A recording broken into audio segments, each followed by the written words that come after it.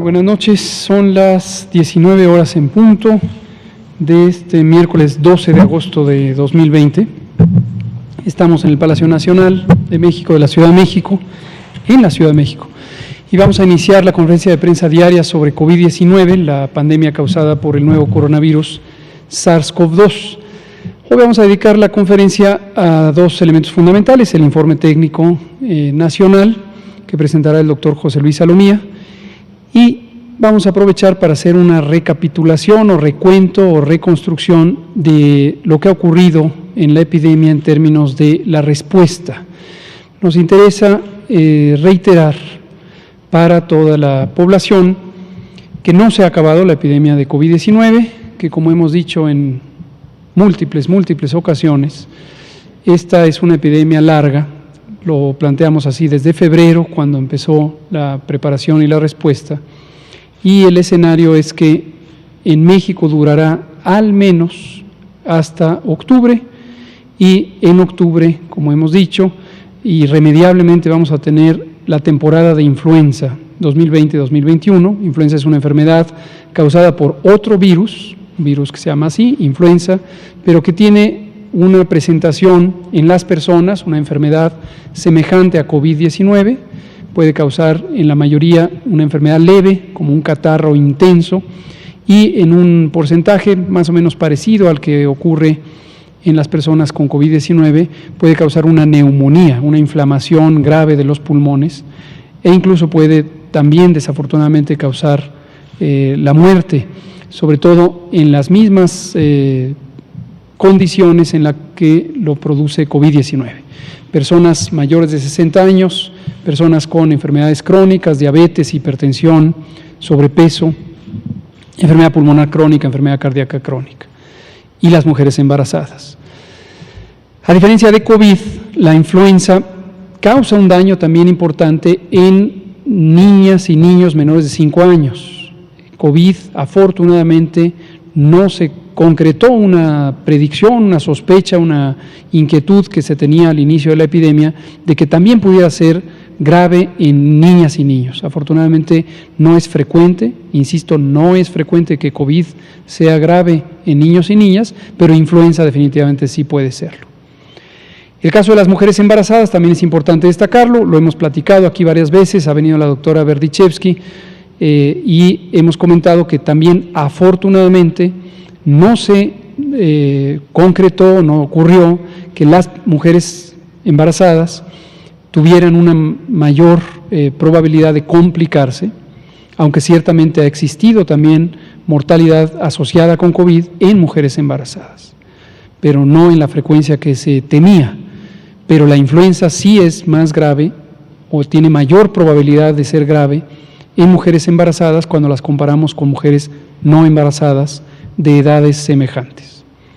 Entonces, esto quería ir presentando el tema, lo hemos dicho varias veces, el tema de cómo podría ocurrir COVID, cómo podría México y el mundo, por lo menos el hemisferio norte, vivir la epidemia de COVID si ésta se mantuviera al momento en que empiece la temporada de influenza 2020-2021, que irremediablemente estará con nosotros entre octubre y abril, o marzo y abril del siguiente año.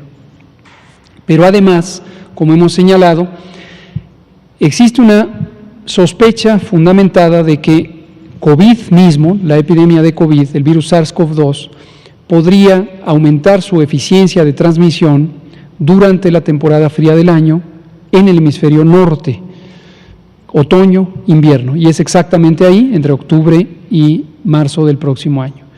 Si eso ocurriera, eso va a representar un reto importante para la respuesta a la epidemia, porque tendremos dos enfermedades que tendrán el mismo modo de transmisión por la vía respiratoria entre personas, la misma presentación clínica y también la misma afectación a los pulmones que podría llevar a las personas a necesitar hospitalizarse. Y obviamente esto es un reto más grande que manejar una sola enfermedad epidémica. Hoy entonces, y lo vamos a hacer durante los siguientes 2 días, jueves y viernes, Vamos a ir retomando para estimular la memoria de la población y de ustedes como comunicadoras y comunicadores, elementos que ya hemos señalado aquí desde el inicio de la epidemia y que precisamente tienen que ver con la preparación ante esta epidemia, como la hicimos en su momento en enero y las primeras semanas de febrero, y la instrumentación de las distintas intervenciones. Ayer mismo, cuando comentábamos el informe técnico, platiqué un poco de esto, de cómo los fundamentos técnicos y teóricos y científicos de la respuesta a una pandemia tienen ciertas características que no deben confundirse con la respuesta a epidemias locales. Por cierto, les anticipo, como lo dije ayer alguien me preguntaba sobre el sarampión. Usted me preguntaba sobre el sarampión, porque ayer usé como comparación un brote de sarampión comparado con una pandemia de influenza o una pandemia de COVID-19. En los casos de las pandemias, de estas epidemias tan generalizadas, tan ampliamente generalizadas, son fenómenos, como hemos dicho, inconmensurables, no se pueden medir de manera directa, son literalmente masivos, en este caso afectan a toda la humanidad, la epidemia de COVID afecta a toda la humanidad, y los métodos tanto de vigilancia como de control son diferentes que los métodos que se usan para otras enfermedades infecciosas de interés epidémico que producen brotes localizados. Y usé el ejemplo de sarampión porque, además, una diferencia muy importante entre el manejo, la respuesta ante una pandemia como esta, comparado con la de sarampión, con una epidemia localizada de sarampión, es que aquí no hay un medio de control o de prevención, como sí lo hay en el sarampión, que son las vacunas. Todavía no existen vacunas para el COVID, en cambio sí existen vacunas para el sarampión. De hecho, es una vacuna que es muy efectiva y al final de la conferencia además hablábamos de que, contrario a lo que se ha intentado desprestigiar a la vacuna contra el sarampión, es una vacuna segura. Entonces, no hoy, no mañana, ni el viernes, pero quizá en la próxima semana, vamos a traer también información sobre el brote de sarampión que México vivió al inicio, precisamente empezó el mismo día que la pandemia de COVID en México, el 27 de febrero.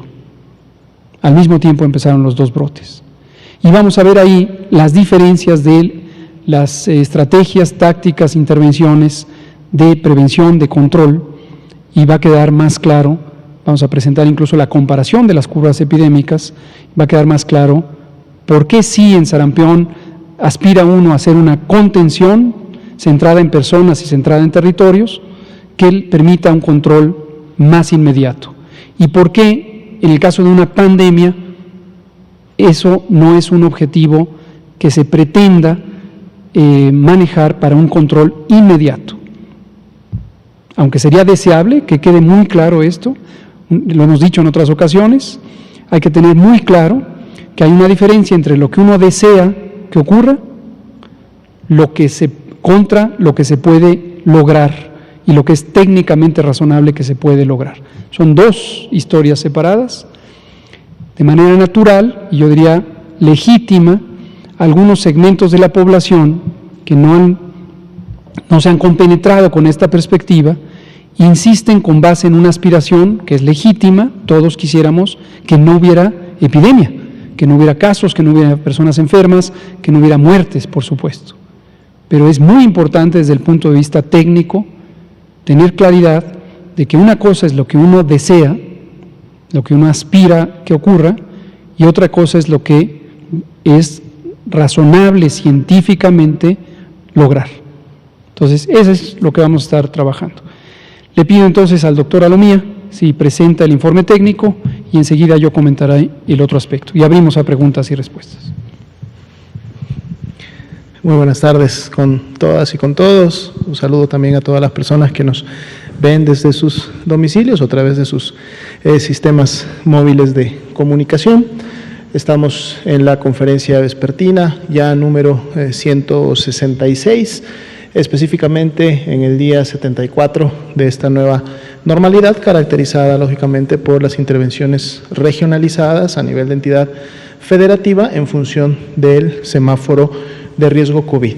Vamos a actualizar el escenario nacional, vamos a concentrarnos hoy solo en el escenario nacional para poder tener el tiempo necesario para las siguientes temáticas. 1.127.115 son ya las personas que han sido estudiadas en México, se han clasificado como casos sospechosos de la enfermedad y son precisamente las columnas que vemos representadas en cada una de las semanas epidemiológicas. En función de la totalidad de la columna, independientemente de los colores que ésta tiene, podemos ver que continuamos con una reducción en la semana 31, ya habíamos tenido una reducción previa en la semana 30, digamos fue una reducción todavía menor, sin embargo en la semana 31 tenemos ya una reducción importante, lo cual nos da ya 2 semanas de reducción, además de haber estado otras 2 semanas previas en prácticamente una meseta, una estabilidad en la parte superior de la curva y que estamos viendo cómo ha estado progresando en estos últimos días. Ya en relación a cómo están compuestas las barras, las columnas, son 3 colores que están identificando a las personas que ya dieron una prueba confirmatoria positiva, es decir, se identificó la presencia de virus SARS-CoV-2 en su muestra, por lo tanto son los casos confirmados de COVID-19 y estamos prácticamente acercándonos ya al 500,000 de casos confirmados para México, pero asimismo también son ya más de 500,000, 542,000 las personas que también han dado negativo a la prueba, es decir, presentaban signos, síntomas respiratorios, sin embargo la prueba salió en este caso negativa, no había presencia de virus SARS-CoV-2 al momento de la toma de la muestra y están representadas también en las barras de color morado.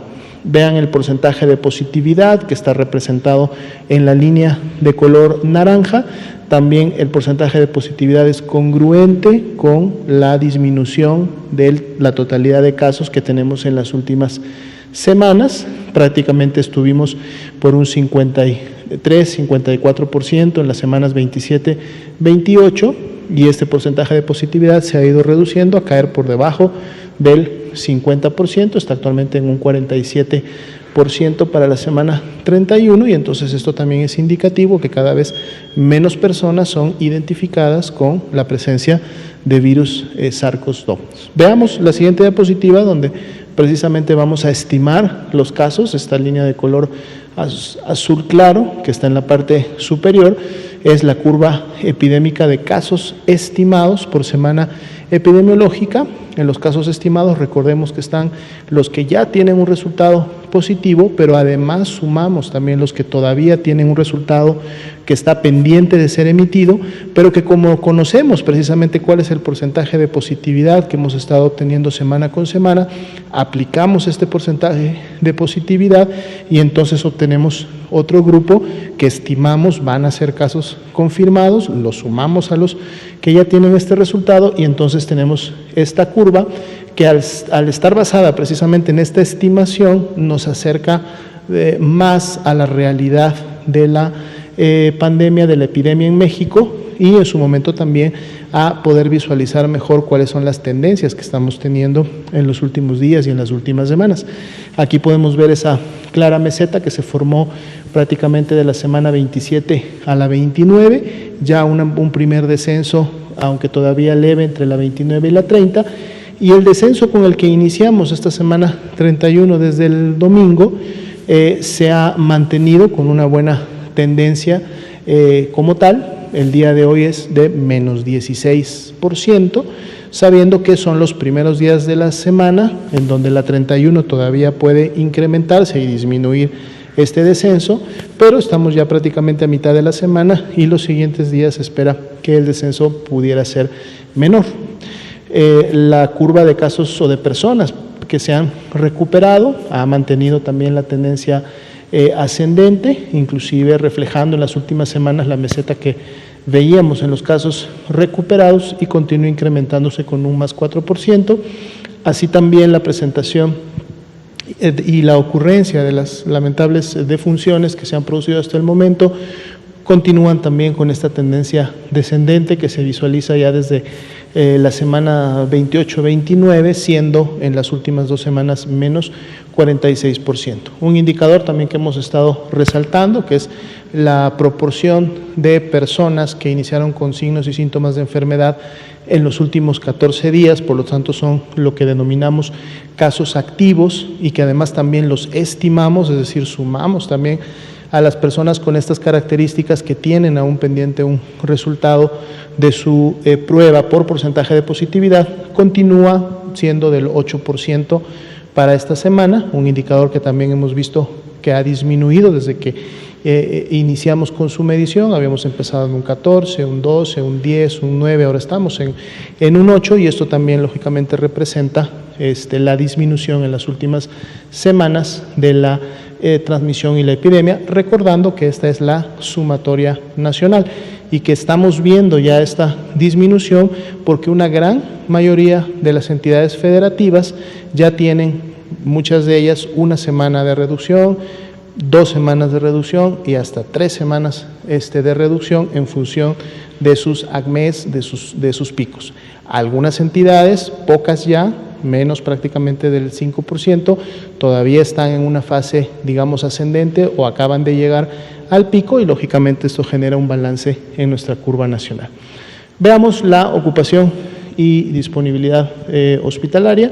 Aquí tenemos las de camas general, solamente se incrementa un punto porcentual al corte que veíamos el día de ayer y ha estado más o menos variando alrededor del 40-43% en las últimas semanas, hoy es del 41%, lo cual deja 18.685 camas disponibles de estas características. Vemos, por ejemplo, ya para el día de hoy que tanto Nuevo León como Nayarit en este indicador alcanzan ya el nivel de seguridad, que es tener al menos 30% o más de disponibilidad de estas camas. Habían estado, si recuerdan, las últimas semanas superando este nivel de seguridad. Entonces esto es bueno porque quiere decir que por un lado el balance que se da entre las personas graves que requieren estas camas o la velocidad con que se están reconvirtiendo las mismas o expandiendo para siempre tener disponibilidad está lógicamente ya surtiendo el efecto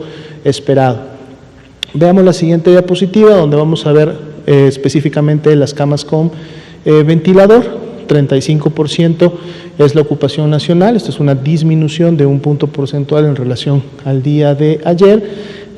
Prácticamente todo el último mes este indicador ha estado muy estable y ha presentado una disponibilidad importante. Todas las entidades tienen 30% o más de disponibilidad.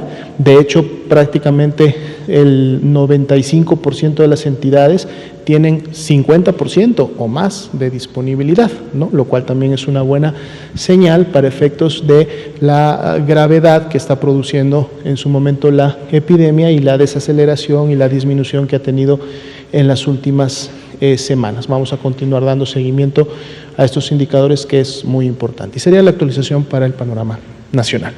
Muchas gracias. Gracias, doctora Lomía. El primer elemento que vamos a recapitular, hoy por la mañana, el presidente aquí en la conferencia matutina recibió una serie de preguntas que nos parecen muy útiles de una colega que no la veo en este momento, quizá ella es más de las mañanas y no de las tardes, pero que nos llamó la atención que sus preguntas parecían como retomar sobre temas que decimos muy frecuentemente. Entonces, lástima que no pudo venir, le pedí yo el favor a Jesús Ramírez si le podía invitar atentamente a que participara en la conferencia vespertina, pero no se pudo. Pero la idea a la que voy es, hay temas que repetidamente surgen en la opinión pública, en la inquietud pública, y como decimos aquí en las tardes, con mucho gusto los volvemos a explicar. Nos parece que es muy importante que nadie se quede con inquietudes o dudas, y nos parece que todas las dudas son siempre muy bienvenidas, muy legítimas, por cualquiera que sea la motivación que surjan. Y una de ellas es el famoso cubrebocas. La colega reportera lo que le preguntaba al presidente es: ¿usted por qué no usa el cubrebocas? Y aunque lo hemos comentado varias veces, creo que vale la pena. Si ella tiene esta duda, es posible que haya otras personas que tengan la misma duda.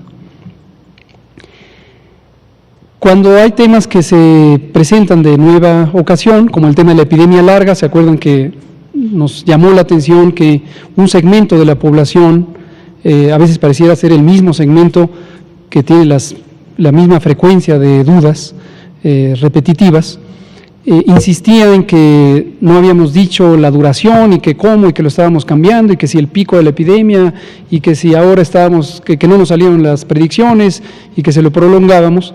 Y entonces trajimos aquí un video que se llamó Epidemia Larga, en donde recapitulamos lo que hemos dicho en casi 170 conferencias. Me entró a mí mismo la duda de si habíamos hablado o no del cubrebocas en semanas previas. Yo recordaba que lo habíamos dicho en semanas previas. Quizá allí usted en su casa, quien ya lo ha oído y lo ha asimilado, ya está un poco aburrido de que hablemos otra vez del cubrebocas, pero quizá hay partes de la población que tienen la percepción que no se ha mencionado el cubrebocas aquí en esta conferencia sobre COVID-19. Entonces vamos a poner un pequeño video, está un poco largo, entonces vamos a irlo saltando, o yo les voy diciendo, y les pido, sean tan amables de prestar atención a las fechas, y también si a alguien le gusta ir marcando, podrá contar el número de veces que en esta conferencia, además de otros espacios, hemos mencionado el tema del cubrebocas.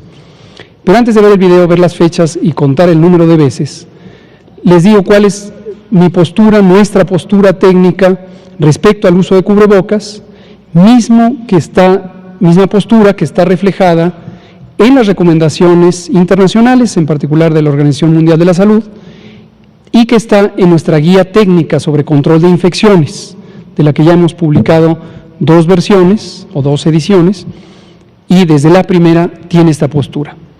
Y les digo, a ver si coincide con lo que hemos dicho.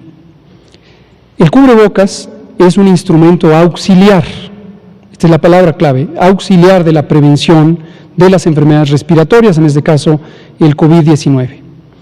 Es un instrumento que se conoce que puede interferir con la salida de las partículas líquidas de la nariz y de la boca que llevan el virus y que por lo tanto son las partículas contagiantes, para que no lleguen a la cara, a la vía respiratoria o a los ojos de una persona que no se quiere contagiar o aunque no quiera contagiarse, que no queremos que se contagie. Y hay evidencia científica diversa, por la experiencia con la influenza, por ejemplo, pero también ahora con el COVID han surgido algunas piezas de evidencia científica que corroboran la impresión de consenso de que es un buen instrumento auxiliar en la prevención si se usa de manera correcta y de manera continua para que las personas que tienen el virus no lo proyecten hacia otras personas. En cambio, no hay evidencia científica útil, y lo más probable es que no sea desafortunadamente una cualidad del cubrebocas, que sea capaz de interferir con la llegada de los virus, a menos que sea una barrera de suficiente densidad del material, es decir, que sea muy grueso, como son los cubrebocas N95, las mascarillas N95, y estas se usan, o se recomienda su uso, así está en nuestra guía de control de infecciones, en el personal de salud que está en contacto más directo con las personas enfermas de COVID, y en particular aquellas profesionales de la salud que practican procedimientos como la intubación o como la toma de muestras que generan aerosoles. Y los aerosoles son una de las 3 formas de partículas líquidas, gotas, gotículas y aerosoles, que pueden propagar al virus. Esta es nuestra postura hoy, esto es lo que está escrito en nuestra guía de control de infecciones. Vamos a ver qué hemos dicho en las fechas que ahí observarán y el número de veces que observarán. Aunque el cubrebocas es una barrera física, sí se conoce que ayuda a disminuir la probabilidad de que el contagiante, es decir, la persona enferma, propague el virus. Pero se conoce que no reduce significativamente el riesgo de recibir el virus, entre otras razones, porque el virus también entra por los ojos. Entonces, a menos que la persona tuviera, además del cubrebocas, tuviera gogles, entonces no hay una reducción muy significativa. Pero por otro lado, y lo relaciono con su primer comentario, al cual me parece también una buena observación, es común que en la vida cotidiana uno se le olvide que las manos son un instrumento efectivo de transmisión y que uno se talle los ojos o se toque la nariz o se rasque el cachete, con mayor razón cuando está el cubrebocas, que acalora, pica, y entonces uno se lo está quitando y poniendo, quitando y poniendo. Por esa razón es que no hemos hecho una recomendación enfática en pro del cubrebocas de uso comunitario, pero tampoco estamos en contra. Si es un elemento auxiliar que por su uso masivo contribuye a que personas que empezaran a ser infecciosas en el periodo antes de que se den cuenta ya les protegió, muy probablemente va a contribuir un poco. Sobre el tema de las mascadas, los cubrebocas y cualquier otro mecanismo, también hay mascarillas, he visto a mucha gente con mascarillas transparentes. Nos parece un auxiliar útil en la prevención.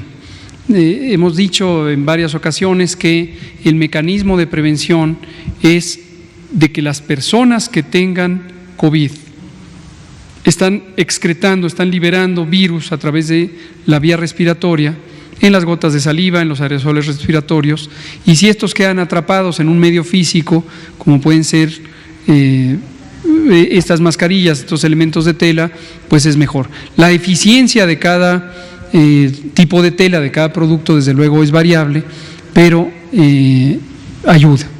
Ahora, también hemos dicho que no es un mecanismo que debe llevarnos a sentirnos protegidos y protegidas si no tenemos la enfermedad y pensamos que por el hecho de tener cubierta con una porción de tela la cara, específicamente la nariz y la boca, ya estamos protegidos, porque no es el caso.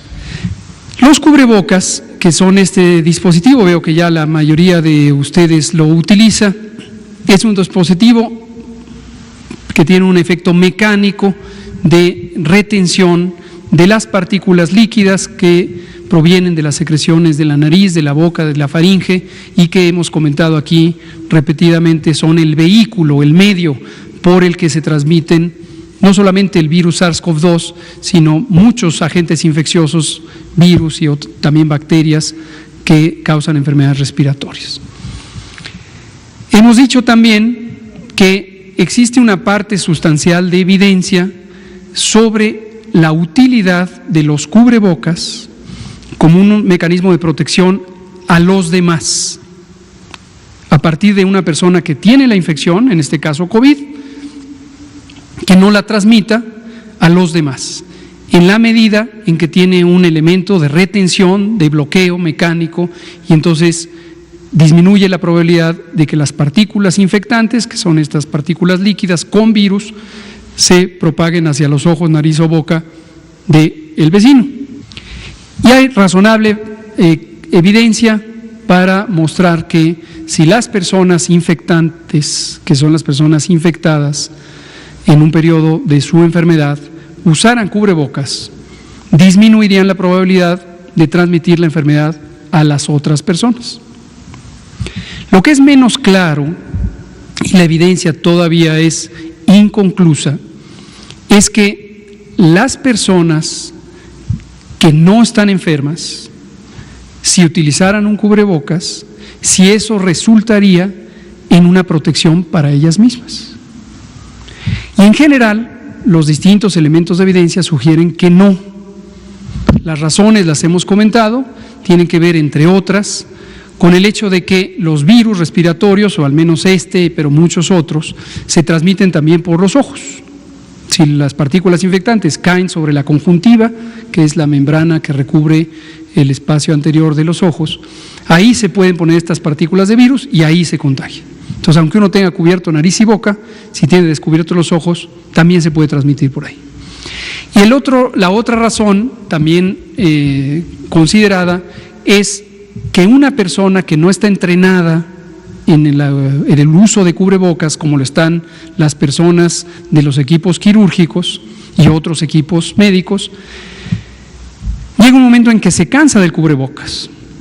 Cuando una cirujana está en el acto quirúrgico, por largo que éste sea, en promedio dura 3 horas, vamos a decir, 4, 5, 6, a veces hay cirugías muy, muy largas, sabe que no se debe tocar la cara, porque si se toca la cara, en primera contamina los guantes y con los guantes contamina el espacio quirúrgico, entonces sabe que no se debe tocar la cara.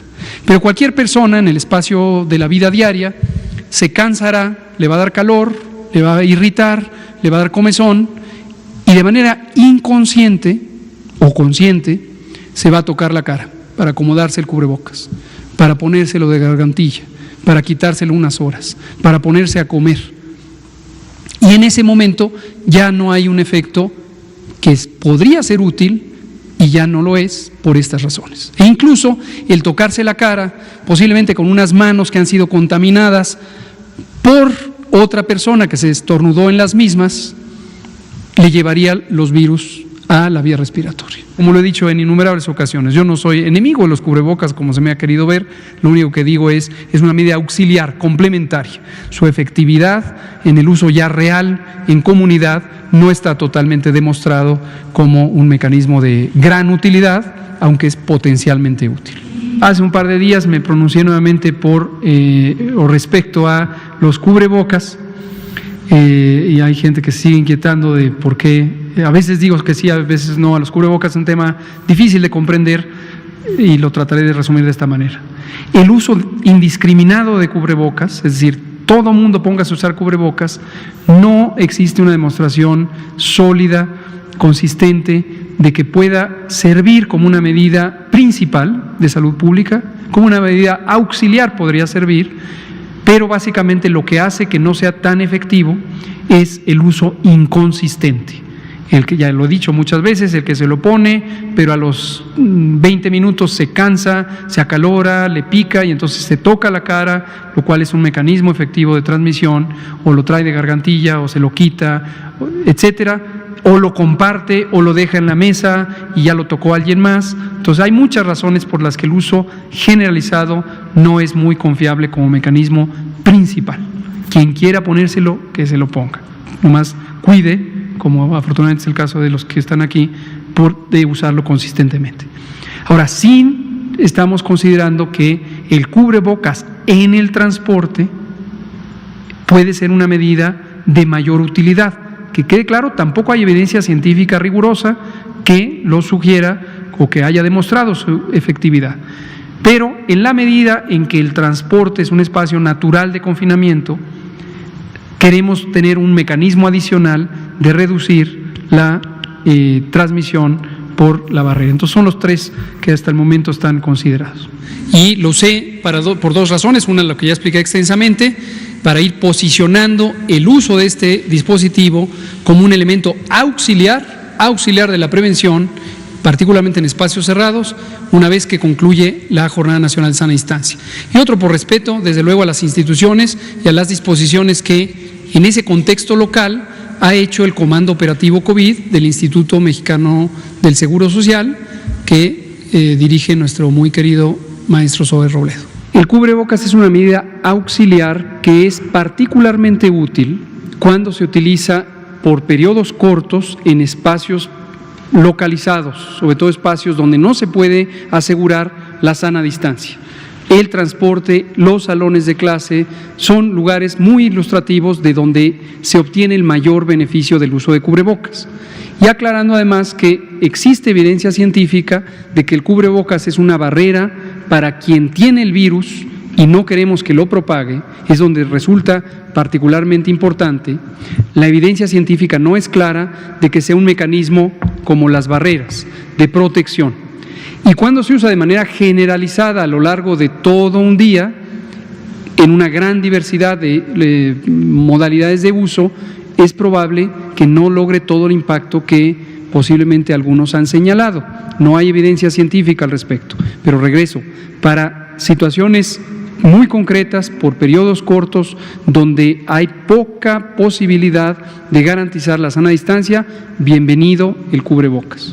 Hay ventajas potenciales del uso de cubrebocas en ciertos espacios, en ciertos momentos, en ciertas condiciones, pero no es una solución para todos los espacios, ni sigue sin existir alguna evidencia científica razonablemente sólida de que su uso generalizado por todas y todos en todo momento realmente tenga un impacto positivo para reducir los contagios. No es así, desafortunadamente, hasta hoy, 6 de junio de 2020. Utilizar los cubrebocas como un instrumento auxiliar de prevención, ¿no? Veo que varias de ustedes lo usan.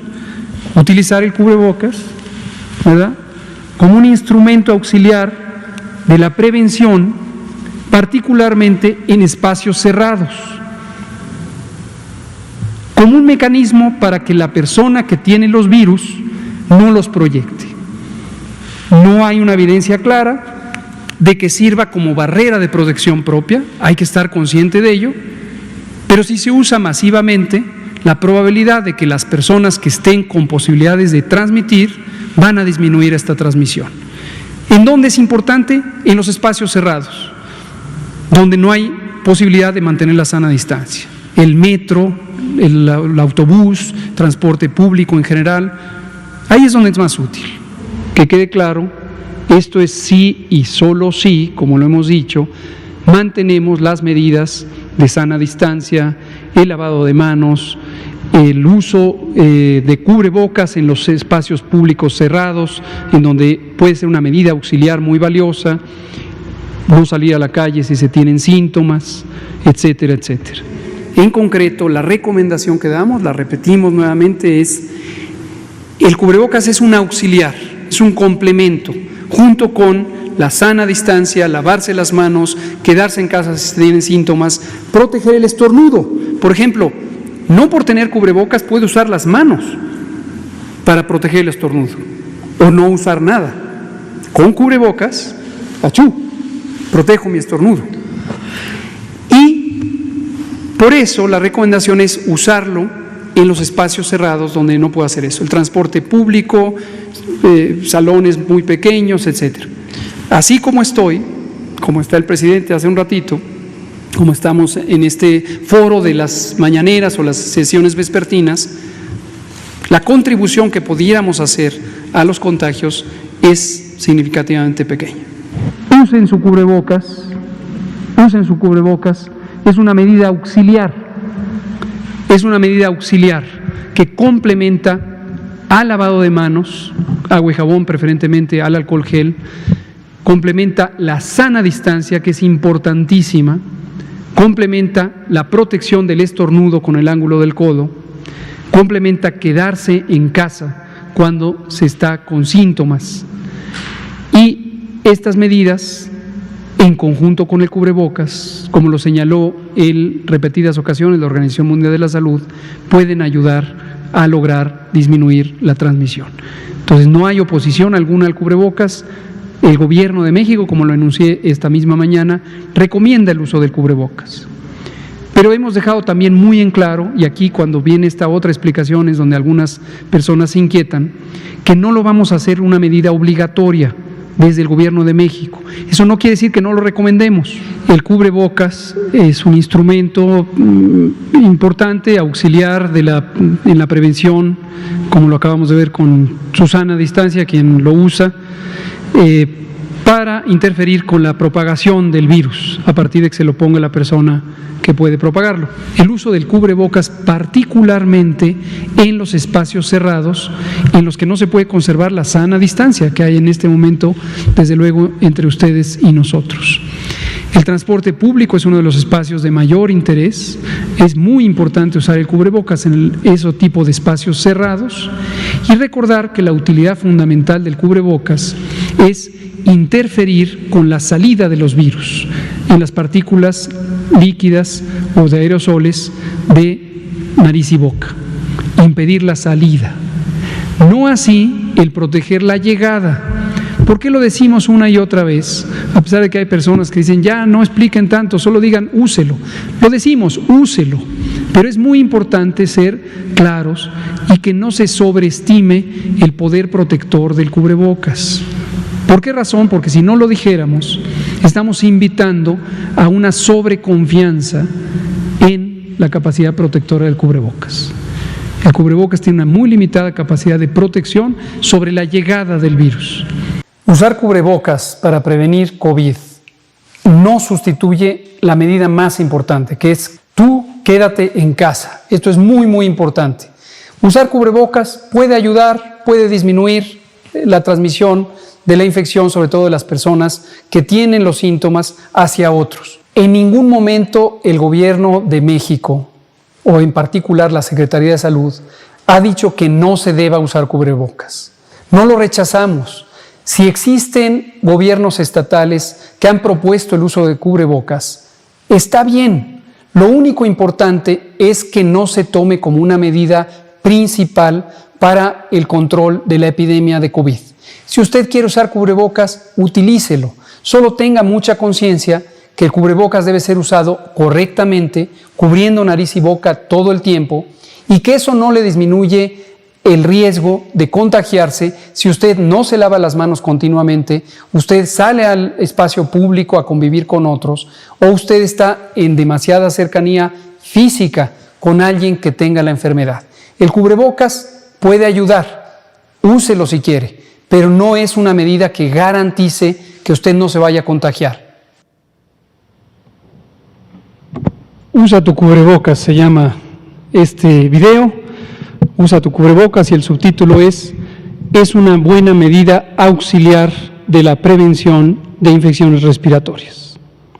Entonces tratamos este tema, como dije al inicio, porque queremos recapitular sobre las ideas que hemos estado diciendo desde el inicio.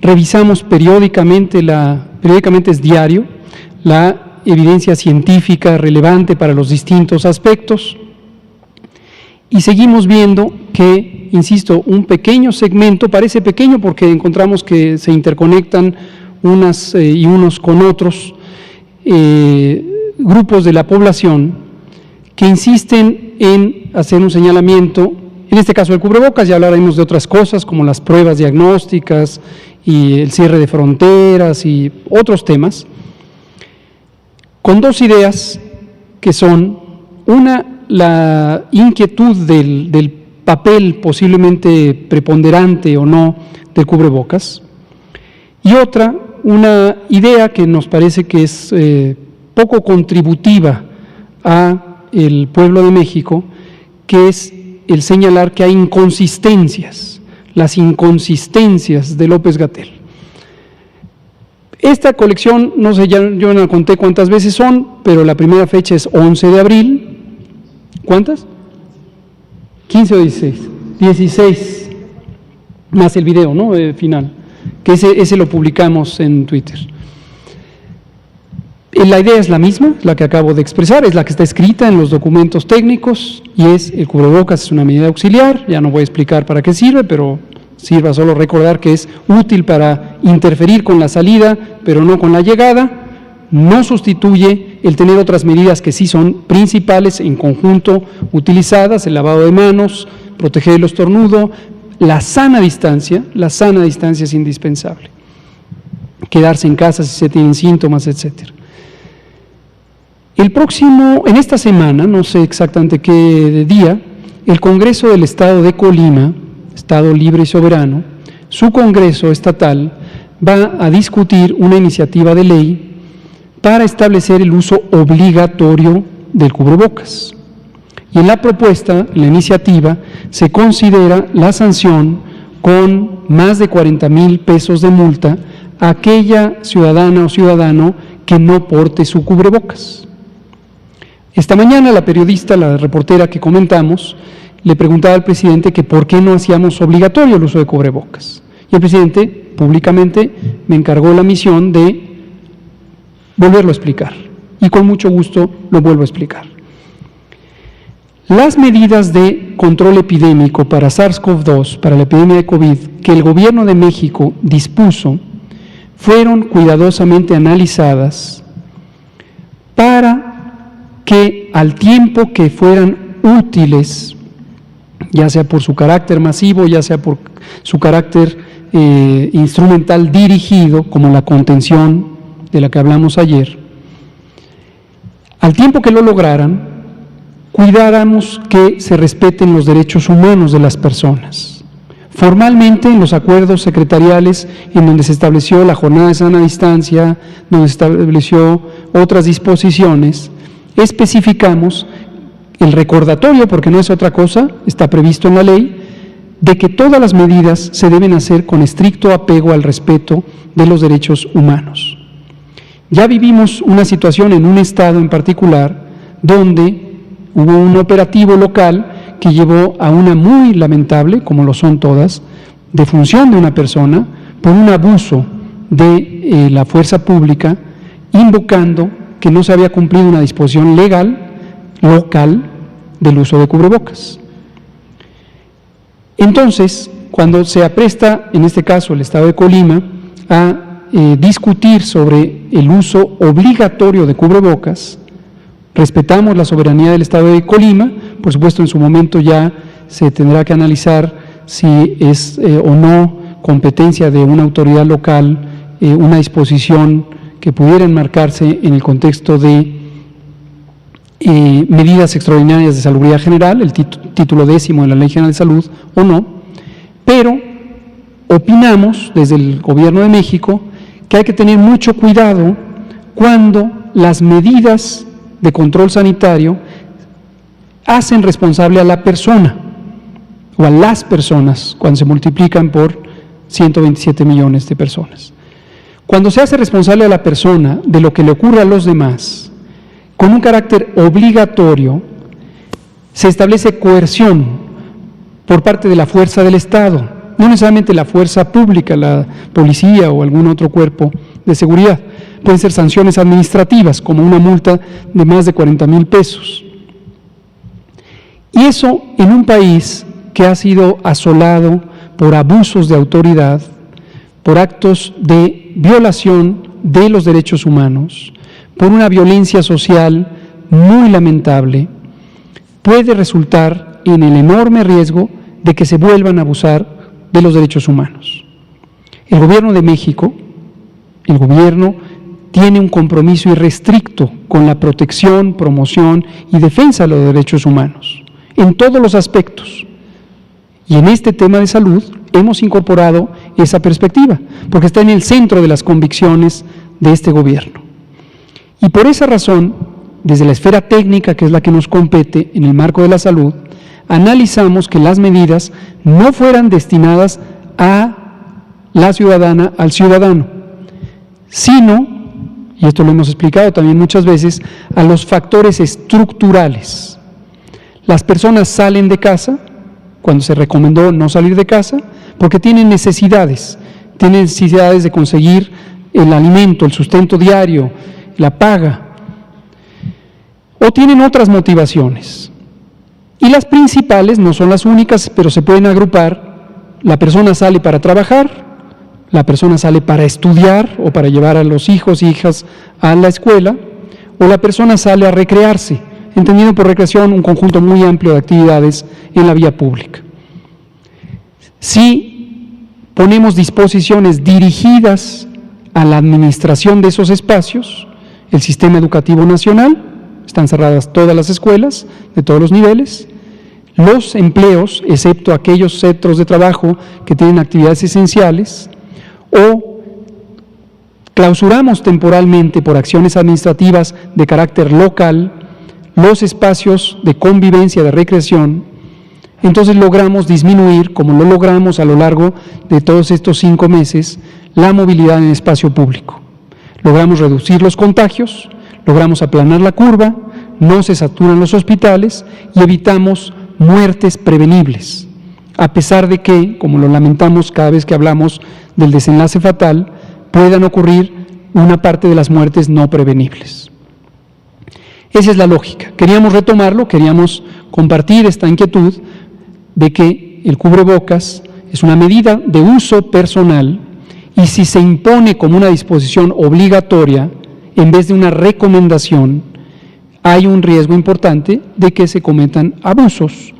Pero además, siendo una medida auxiliar, no principal, hay un riesgo importante de que se culpe mutuamente los ciudadanos.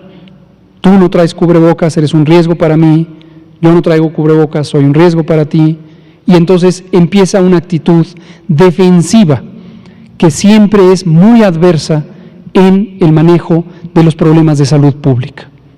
Como ocurrió con la epidemia de VIH-Sida y sigue ocurriendo hasta el momento, esta visión defensiva no es conveniente, es mejor una visión solidaria. Hoy trajimos este punto y es el que nos dio tiempo. Hoy venía nuestro colega Ricardo Cortés, que está aquí, y ya nos va a dar tiempo de ver este otro tema, Rick, pero otro de los elementos que vamos a recapitular es las guías, los materiales técnicos y todo el magnífico material que ha hecho el doctor Cortés y su equipo de promoción de la salud para promover, entre otras cosas, las medidas de sana distancia. Vamos a abrir a preguntas y respuestas. Liliana Noble, usted y ahorita nos vamos. A ver, Liliana. Gracias. Son las 19:51 y luego Ricardo Cortés. Rapidísimo. Buenas noches, Liliana Noble de Pulso Saludable. Doctor, la pregunta obligada, Oxford, AstraZeneca, Fundación Carlos Slim, vacuna. Me compartía Carlos que tuiteó hace rato el canciller Marcelo Ebrard, que mañana viene a la conferencia. Si nos puede ser, seguramente es algo que todos queremos saber, si nos puede ayudar con esto. Gracias. Con gusto. Puede ser una noticia importante, les pido tengamos paciencia, mañana vamos a estar aquí, nos ha pedido el presidente estar aquí en la conferencia matutina para hablar específicamente de este tema de vacunas en forma panorámica y de las oportunidades que pudieran presentarse para el caso de México. Pero mañana lo hablaremos, vamos a venir el doctor Alcocer y yo, a petición del presidente, y vamos a estar aquí en el grupo, me parece que también le han pedido al canciller, y vamos a hablar sobre estas oportunidades. Y en la tarde ya podemos retomar sobre algunos detalles técnicos específicos. ¿Pero el anuncio será mañana en la mañana? Probablemente mañana vamos a venir y vamos a ver varios temas, pero podría ser que este sea uno de especial importancia. Por favor. Buenas tardes, doctor. Soy Jaime Arismendi de la Agencia Informativa Argón México y de la Conferencia Nacional de Empresarios de Medios. Hay compañeras y compañeros en el interior del país que han recibido comentarios, quejas, sugerencias inclusive, respecto a que en el país, en México, solamente existen 3 centros para captura, para recibir el plasma de personas recuperadas, y esto provoca que gente alejada de esos puntos, como sabemos, solamente Monterrey, Guadalajara y la Ciudad de México tienen, pero quien está, ya no digamos muy lejos, sino en Durango, en Chiapas, en Oaxaca, no tienen prácticamente acceso a este elixir de la vida.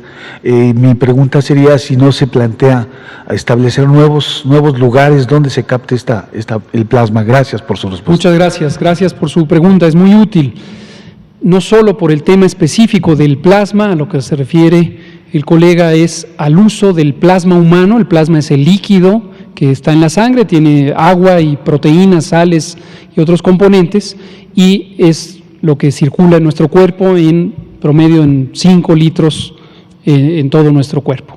Si le agregamos células, glóbulos rojos, blancos y plaquetas, esto ya es la sangre completa.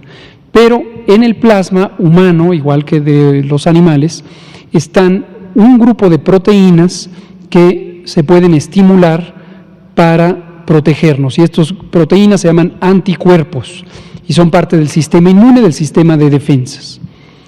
Se conoce por experiencias de otras infecciones que cuando una persona se infecta de una enfermedad infecciosa y esa enfermedad infecciosa provoca una respuesta inmune, una respuesta de defensas, las células especializadas, que son un subtipo de los glóbulos blancos, pueden producir cierta cantidad de estos anticuerpos. Si extrajéramos esos anticuerpos en la forma líquida, que es el plasma, y se los inyectáramos con un procedimiento, desde luego, cuidado médicamente, a otra persona que tuviera la enfermedad que interesa tratar, en otras enfermedades infecciosas se ha visto que eso puede ayudar a reducir el impacto de la enfermedad. Dado que para COVID-19, la enfermedad causada por el virus SARS-CoV-2, hasta el momento no existe, reitero, no existe vacuna alguna y no existe tratamiento eficaz alguno, se pensó que habría que buscar alternativas y desde hace varios meses se pensó en hacer el tratamiento con estos plasma convaleciente. Ahora, aprecio mucho su pregunta porque nos ayuda a recordarles al público, a la audiencia, a la población, otro elemento. Hay una fase donde los medicamentos, los tratamientos o las vacunas están en una condición experimental, es decir, no se tiene todavía la certeza de que pueden servir para algo, pero más aún, de que pueden ser seguros. Esa fase no se puede quitar, es indispensable por razones de seguridad de las personas, bioseguridad, que se cumplan rigurosamente etapas de investigación que han sido definidas a lo largo de mucho tiempo. Por cierto, han sido definidas a partir de experiencias desastrosas en la historia de la humanidad. Y estas experiencias desastrosas incluyen abusos a poblaciones vulnerables, y hay eventos terroríficos en la historia en donde se han hecho tratamientos obligados a personas vulnerables, prisioneras y prisioneros, personas, minorías raciales y étnicas, etc. Y a lo largo de la historia se ha aprendido que la ética, los estándares del comportamiento social, permiten proteger a las personas. Y hay estándares de la ética científica, de la ética médica, de la ética en salud. Y son estas etapas que hay que cumplir. Los garantes de estas etapas son, por un lado, los estados nacionales y sus gobiernos, y hay instituciones específicamente dedicadas a la protección de las personas, de los sujetos humanos, en los que pudiera administrarse algún tratamiento o quienes pudieran ser candidatos voluntarios, siempre voluntarios, a participar en estudios de investigación clínica. El plasma humano no es todavía, hasta hoy que es 12 de agosto de 2020, no es un tratamiento regular, ordinario, no es práctica común, no es un estándar de tratamiento, no lo es el plasma humano. Por eso es que solo hay 3 centros en términos de ciudades en donde, después de cumplir con una serie de requisitos de calidad, de inocuidad, de competencia técnica, se les ha autorizado conducir investigación clínica muy controlada para determinar si es cierto o es falso que el uso del plasma humano pudiera ayudar a disminuir el impacto de la enfermedad COVID-19 en las personas que la padecen, ya sea reduciendo el tiempo de hospitalización, reduciendo la probabilidad de que se compliquen, reduciendo la probabilidad de que se mueran. Entonces, el plasma humano, hoy es 12 de agosto de 2020, no es en ninguna parte del mundo, pero definitivamente no es en México, un tratamiento estándar, un tratamiento ordinario. Y es importante también, con esto termino porque nos queda un minuto, que tengamos presente que cuando un tratamiento todavía no ha sido aceptado como un tratamiento ordinario, por más deseo que tenemos de tenerlo y de tener una solución para tratar a las personas que están enfermas, las que ya se murieron, pues es una pena, no había un tratamiento cuando tuvieron la enfermedad. Las que están ahorita enfermas y las que vienen y se enfermarán, quisiéramos ya tener un tratamiento, pero no podemos quemar etapas, no podemos saltarnos etapas, porque hay un riesgo de que causemos daño más que beneficio. Hay un precepto general de la medicina que nos viene desde el siglo IV antes de Cristo en la Grecia antigua, que es un principio de primero no dañar.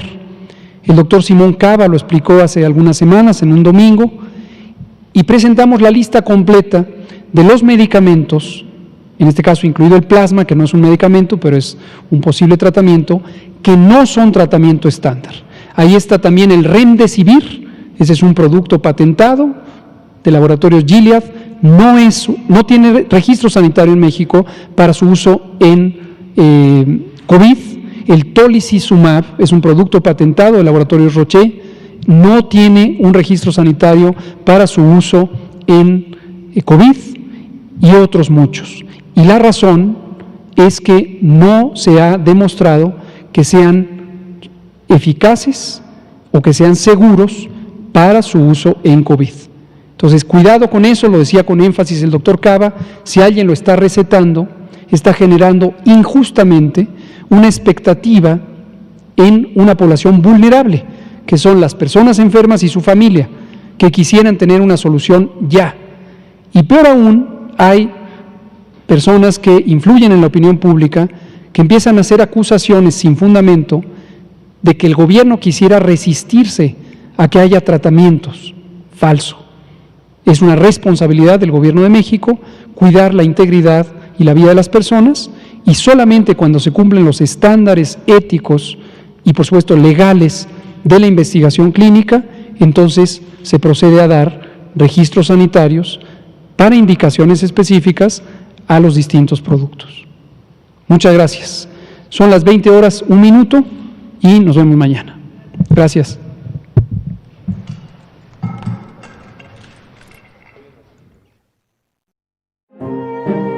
Entrega, valor, humanismo, profesionalismo. Por su dedicación y servicio, el personal de salud de la Nación será distinguido con la condecoración Miguel Hidalgo, la más alta presea que concede el Estado mexicano. Condecoración Miguel Hidalgo.